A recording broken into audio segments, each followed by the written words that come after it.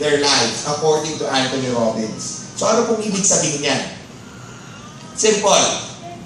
Kung ano man po ang kinatatayuan natin ngayon sa buhay natin, kung nasaan tayo ngayon sa buhay natin, whether tayo po ay nahihirapan, whether tayo po ay may pinagdadaan ng mahirap sa buhay ngayon, right now, yung status natin sa buhay, whether you're single, whether you're married, basta kung nasaan tayo ngayon sa buhay natin, it's all because of our decisions.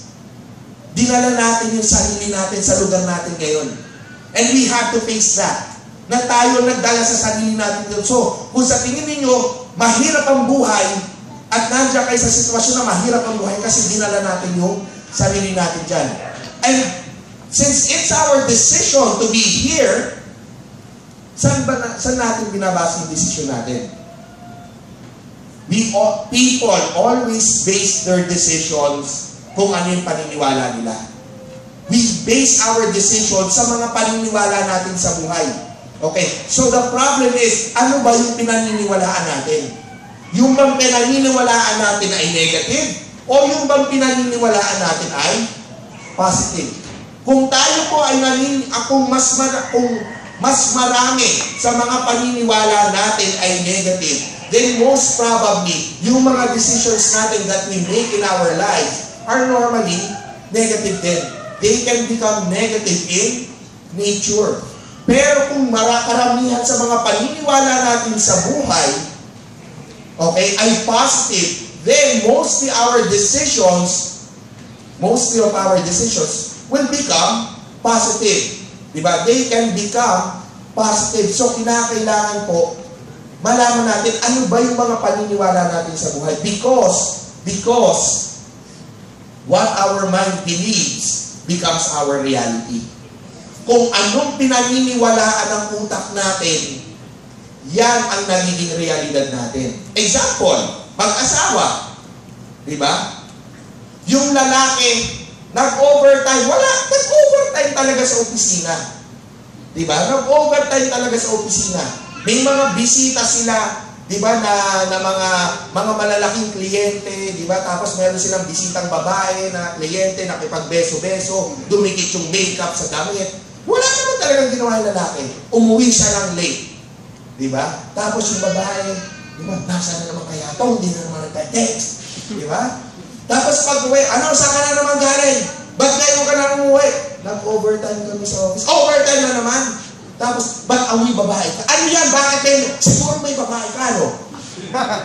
Diba? Wala, nag-overtime. Hindi, may babae ka. Diba? Perfect example. Kahit na wala talagang babae, o hindi, totoo talaga yung sinasabi ng lalaki, kung doon sa babae, ang paniniwala niya, may babae yung asawa niya, ang realidad dun sa asawa, may babae talaga yung asawa niya. Diba? That is how powerful our minds are. That it can stick to one thing and, just not take into account everything else. Because what our mind believes becomes our reality.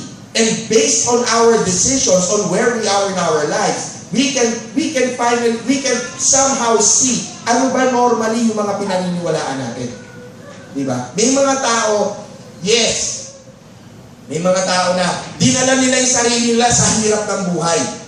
Diba? Yung iba sasabihin, wala, no choice eh. You always have a choice. You always have a choice. And our choices are normally based on beliefs. Ngayon ang tanong, ano bang pinaniniwalaan natin? At kung yung bang pinaniniwalaan ba natin, negative ba yan o positive? Naintindihan po? Yes. Okay, very good. Yeah.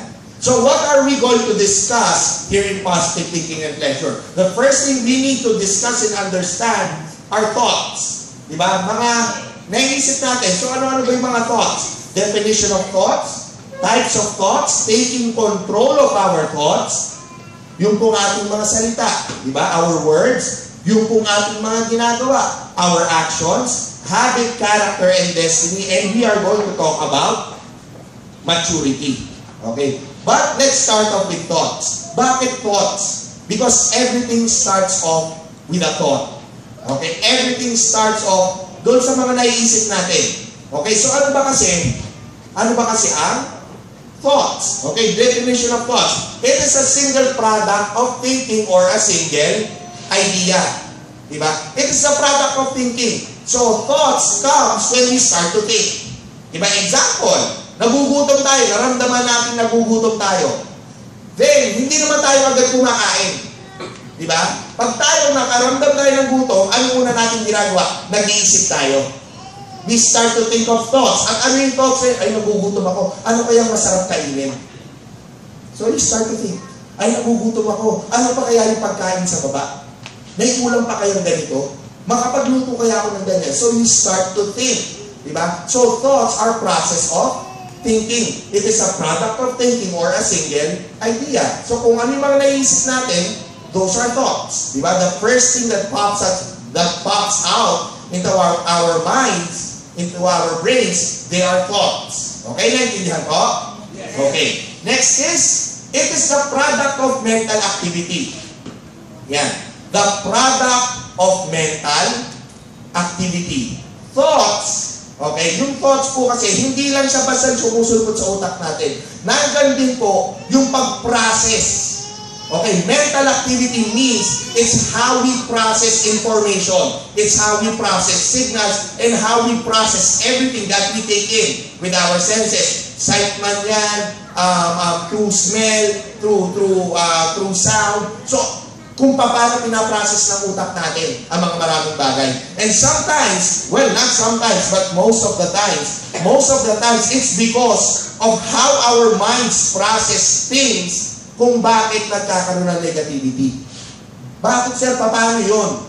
It's because sometimes iba yung nakaprocess natin. Because the processing of our brain depends on our brain's interpretation. Kung paano ini-interpret ng utak natin yung mga impormasyon, okay, minsan doon nagkakaroon ng problema kung bakit nagiging negative ang isang tao. Lalo na sa lalaki at babae. Bakit, sir? Kasi ang lalaki at babae, magkaiba tayo ng mental patterns. Magkaiba tayo ng mental activity. And that is the one thing that I want everybody to understand. Why?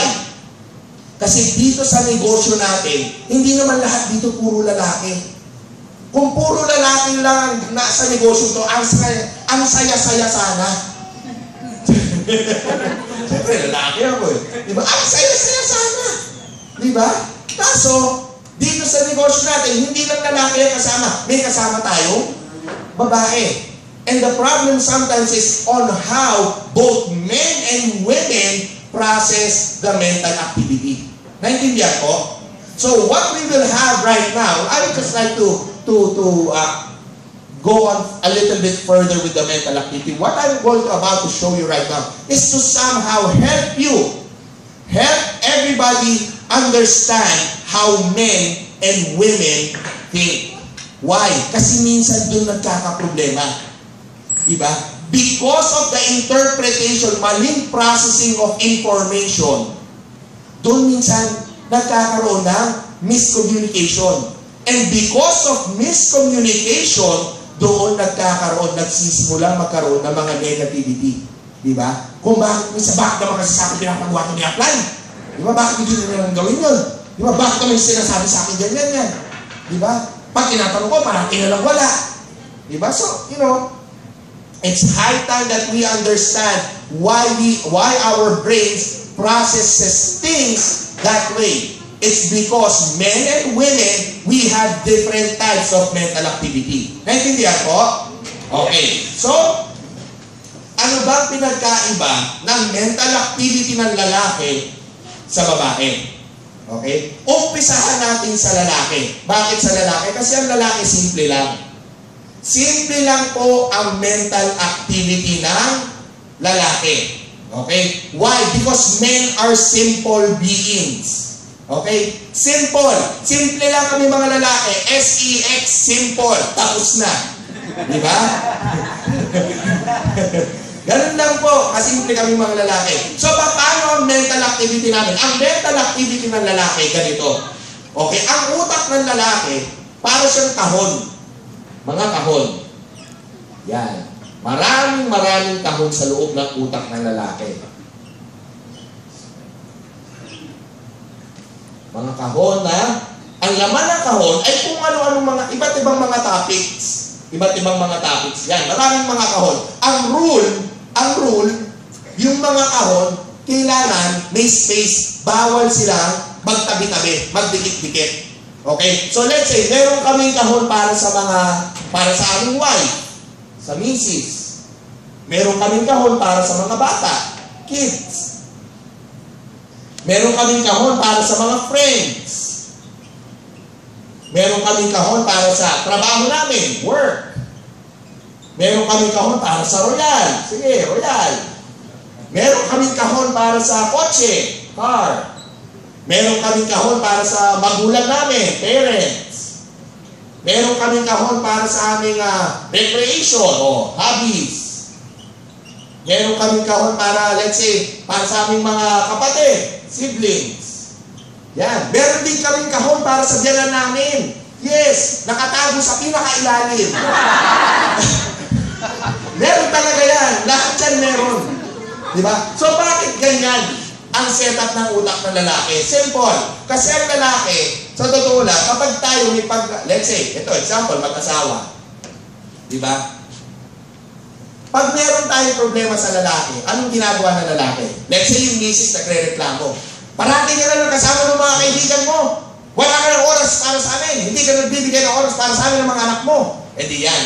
Diba? So, ang problema ng misis sa kanyang asawa ay kaibigan. So, anong gagawin niya yung lalaki? Anong problema ka ba sa kaibigan ko? Okay, wait lang. Kukunin ko ngayon sa utak ko yung kahon ng mga friends. Ilalagay ko sa harapan ko, bubuksan ko yung kahon na yan. At lahat ng pag-uusapan at isasagot ko sa iyo, nandito lang sa looban ng kahon ng friends. Basta friends lang, kasi yun ang problema mo sa akin friends. So, ang isasagot ko sa iyo, tungkol lang sa aking friends. Diba? Tungkol lang sa aking friends. So, lahat ng isasagot ko, nandun lang sa kahon. Okay? So, ganun po, ang utak ng lalaki. Ano naman ang kinaibahan nun sa utak ng babae? Diba? Ang utak ng babae, hindi siya katulad ng utak ng lalaki. Hindi siya puro kahon. Ang utak ng babae ay puro kordon. Kordon dito, may kordon dyan, may kordon dito, ganyan, kordon. Basta puro kordon. Sangkotel bang kordon? Ganyan. Magulo. Ganyan. That is why women are very complicated creatures. Napaka-komplikado, hindi namin maintindihan. Bakit ganyan? Bakit puro kordon, sir? Bakit hindi ganyan? Tingnan mo, parang organized. Diba? Bakit sa babae ganyan? Kasi sa babae, lahat interconnected. Yung asawa connected sa anak, yung anak connected sa kaibigan, lahat interconnected. Kaya na pagdugtong-dugtongin lahat. Diba? Kaya tuloy, kapag sinasabi ng lalaki, ano bang problema mo sa kaibigan ko? Parati ka na nandiyan sa mga kaibigan mo, wala ka ng oras sa aming mga anak mo, kasi parang ganyan ka siguro. Kaya siguro ka din sa trabaho mo, ganyan ka. Kaya ka nagkakaganyan, kasi ganyan ka pinalaki ng nanay mo, pareho talaga kayo.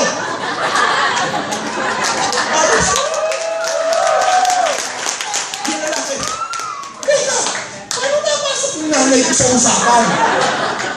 Kasi nga, para sa babae, lahat interconnected. Okay? And why is that? Ito para sa mga lalaki.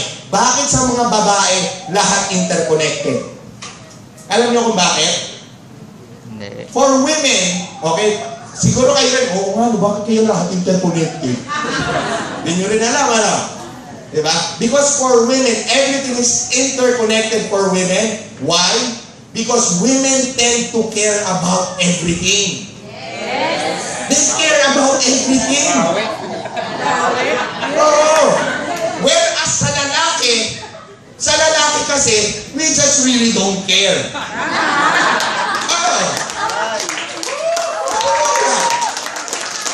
Gusto niyo pruweba? Pruweba. Meron kayong kaibigan na nawalan ng trabaho, nangihiram sa inyo ng pera. Diba? Di ba? Medyo malapit sa inyo dalawa ng misis mo. Ano sasabihin ng miss? Ano sasabihin ng lalaki? Sabi ng lalaki, hindi, hayaan mo, kaya, problema niya yan eh. Hayaan mo siya sumold yan. Ano sasabihin ng miss? Kawawa naman siya. Tulungan naman natin kahit kunti lang. Di ba? Magkaiba. Why? Because women tend to care about everything. Kaya kapag nagkakaroon kayo ng argument sa babae, lahat interconnected. Yung problema niya sa kaibigan mo, mauwi sa nanay mo. Oo, ganun yan.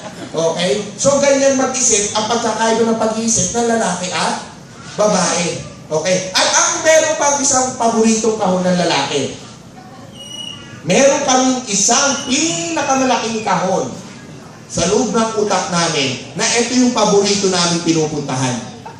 Okay? Ito yung kahon na every time magkakaroon kami ng tsansa, pumunta sa kahon na to, pupuntahan namin yan.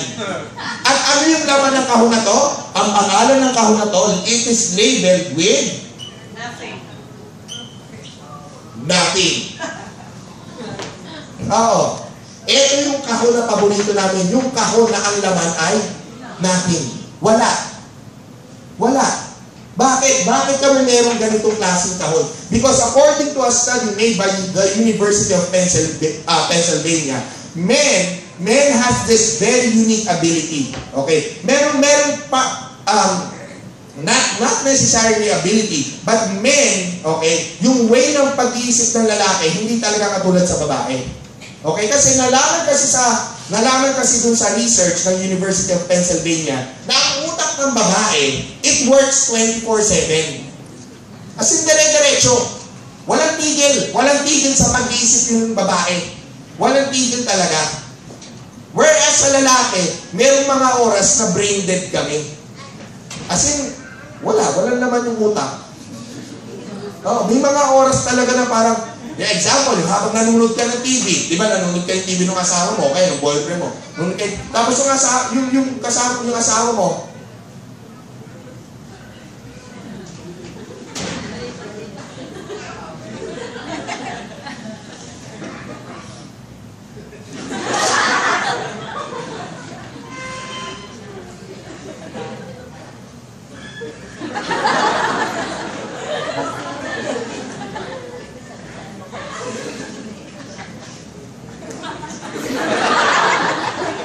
di ba? May ganung oras, tapos ikaw, ano ka ba? Hindi ka mapin sa isang channel. Di ba? Pag ganon, walang naman eh. Walang mental activity. Whereas sa babae, ang mental activity ng babae, dire-diretso. 24/7 tumatakbo ang utak ng babae. Kaya ang babae, sobrang prone sa puyat. Oo. Sa totoo lang. Bakit? Ito, patutunayan natin. Kung bakit nagyaya ng matulog yung mister, di ba? Han! Liga na, gabi na masyado, tulog na tayo. O sige, akyat ka na, susunod na ako, sasabihin ni misis. Question, sumusunod ba talaga? Hindi. Anong ginagawa? Mag-aayos pa yan sa kusina. Kailangan bago siya umakyat, maayos lahat sa bahay. Ayusin ko muna yung kusina, magasa ko yung ganito, ilalabas ko yung mga kailangan bukas. Di ba ganyan? Tapos, pag natapos mo nang ayusin yung dapat mong ayusin, tsaka kaakyat, mga kulang-kulang isang oras yan. Di ba? Tapos tsaka kaakyat. Pag akyat mo, matutulog ka na? Di ba? Mag-aayos ka pa. Di ba, maliligo, maghihilamos ka pa, o maliligo ka, then yung skin regimen, di ba, lagay ka pa ng loculant rejuve, yan, di ba, toner ka pa, di ba, para pagising mo, kasi, ewan ko ba sa babae kung bakit nagagano, kasi gusto nila pagising daw nila, maganda, ganun din naman. Di ba, maganda talaga pag gumising. Di ba? So, may regimen ka pa, abuti ka ng mga 30 minutos dyan. Tapos, pagkatapos ng 30 minutes, mga kulang-kulang isang kalahating oras, pagkatapos ng yayain matulog, tsaka ka may higa. Pag nahiga, natutulog agad? Hindi. Bakit? Kasi iniisip pa niya yung gagawin niya bukas. Tama, mali? Diba? Tapos, ito talaga nakakainis dyan eh. Iniisip pa niya yung gagawin niya bukas. Tapos, pag nakita niya ng tulog yung asawa, naiinis siya. Diba? Abis ko na matulog. kanina pa kita niyayaya. Pumunta ka sa baba, tignan mo kung sarado na lahat. Saan ka ba galing? Sa baba? Ba't di mo pa tinignan? Paano ikaw bababa, tignan mo? Tama, mali. Bakit? Kasi naiinis kayo na makita nyo na kung ano natutulog ng asawa. So pagkagawa nyo pa ng kung ano-ano, pagkababain nyo pa. Diba? So pag-akyat, tutulog na ba? Hindi. Uy, kwentuhan mo naman. Tutulog ka na! Diba? Kaya, why? Kasi ang utak ng babae, 24/7 tumatakbo. Kahit na natutulog, tumatakbo ang utak kung natutulog na kayong ganyan, biglang may kakaluskos. Uy, magulisig ka, gumagana ako sa baba. Diba? Gising agad. Bihira ako nakakita sa babae na natulog talagang mahimbing. Yung konting kaluskos, uy, nagtawag sa baba. May nagtetext sa'yo. Siguro, ano mo yan? Sino na nagtetext sa'yo? Ganito mo, nagtetext? Diba? Minsan, diba? Kahit nga tulog, malakas ang pandinig Di ba, tutulog kayong ganyan. Tapos yung asawa, medyo nananaginip, minsan nagsasalita, may nasabing pangalan. Ano ba naman yan, Natasha? Ha? Sinasabi ko naman, sinasabi ko babae mo! Diba? Sisinungaling ka pa! Huli ka na! Bakit? Why? Kasi because of the mental activity goes on and on. Diba? Kaya ang babae very prone sa puyat. Unlike for men, ang lalaki masarap patulog. Diba? Masarap patulog. Pumutok ang vulkan ng ngayon, hindi namin alam. Diba? Why? Because men, we have this box called the nothing box. Diba? And as much as possible, we go to that box. Okay? That's our favorite box. Okay? Why? Because men, sa lalaki kasi, merong time na wala talaga wala naman yung utak. Hindi nagpa-function. And according to the scientists at the University of Pennsylvania was astounded on what they found out with men's brains. Diba? Sabi nila, wow, ang galing naman ng utak ng lalaki. May mga time na brain dead, tapos habang brain dead, humihinga pa. Wow, it's something na nagagawa talagang lalaki. Diba? So, kapag nandito kami sa nating box, anong nangyayari? Diba? Ito yung pinakainisan ng babae sa lahat sa mga lalaki. Example. Diba? Katatapos lang kumain. Yung lalaki busog na busog. So, anong gagawin nun? Minsan lalabas yan, mauupo. Yung iba magsisigarilyo. Diba? So, minsan nakaupo lang yan. Pagkatapos kumain, tapos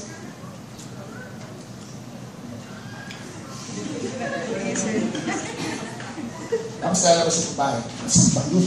Nandiyan ka lang pala. Kanina pa kita hinahanap. Diba? At tignan mo, ano ba inisip mo?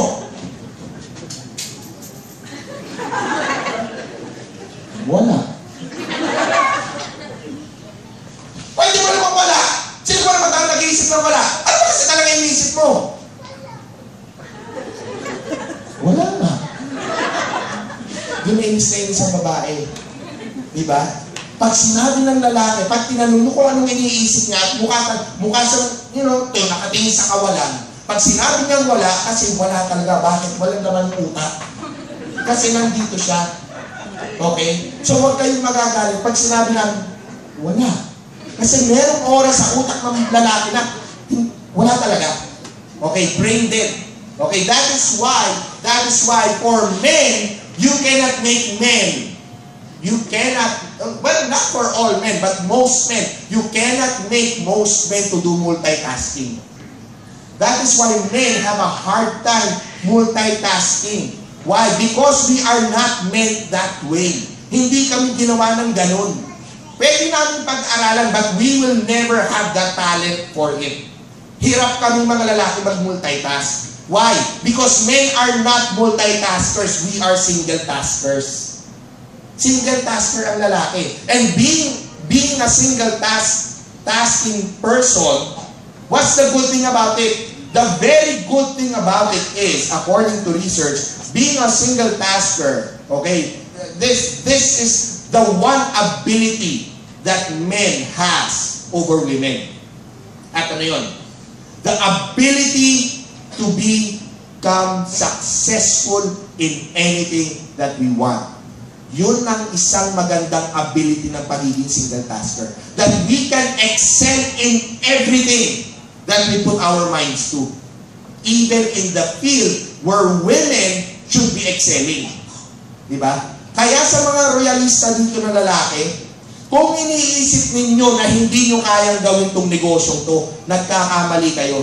Why? Because men has this superior ability to excel in everything. Kailangan mo lang paniwalaan yun dito sa Royal. Why? Kasi pag yun ang pinaniwalaan mo sa Royal, asahan mo, hindi ito matatapos ang 2016, hindi iaabot ng 5 taon, pwede ka lang pumunta sa circle, as a circle member. President circle, chairman circle, movers and shakers, and in the end, maging wisdom ka. Diba? Why? Because we are single taskers. Diba? So, kung makikita natin, even in the field of women, even dun sa mga lugar kung saan babae ang dapat mamayagpag, lalaki na mamayagpag. Example, sino ang pinakamagaling na fashion designer sa buong mundo? Lalaki, babae? Lalaki. Dito sa Pilipinas,